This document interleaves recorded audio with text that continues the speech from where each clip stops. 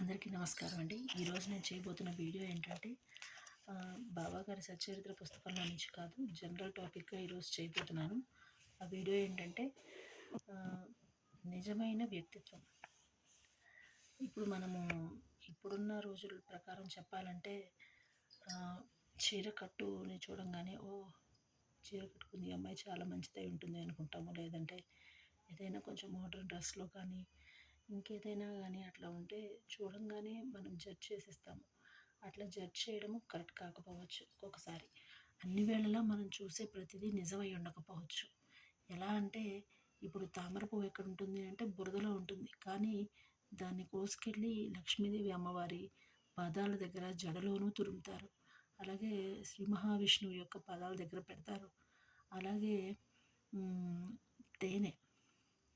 తేనెని తేనె పురుగులు ఎక్కడంటే అక్కడ ఎక్కడ పడితే అక్కడ పెడుతూ ఉంటాయి.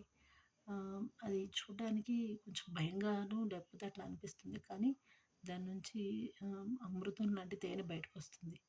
అదేవిధంగా ఇప్పుడు ఏదైనా కానీ ఒక వ్యక్తిని కానీ ఏదైనా ఒక పరిస్థితిని బట్టి దేన్ని కూడా జడ్జ్ చేయకూడదు. ఇంకా చెప్పాలంటే ఒక్కొక్కసారి తులసి మొక్క ఉంటుంది. అది పిచ్చి మొక్కలతోనో లేకపోతే వేరే ఏదైనా విషపూరితమైన మొక్కలతోనో మధ్య ఉన్నంత మాత్రాన తులసి కూడా విషపూరితం కాదు కదా. అలాగే దేన్నైనా చూసిన వెంటనే జడ్జ్ చేయడం కరెక్ట్ కాదు. అది ఉన్న పరిస్థితిని బట్టి, అది ఉన్న ప్లేస్ని బట్టి జడ్జ్ చేయడం కూడా కరెక్ట్ కాదు.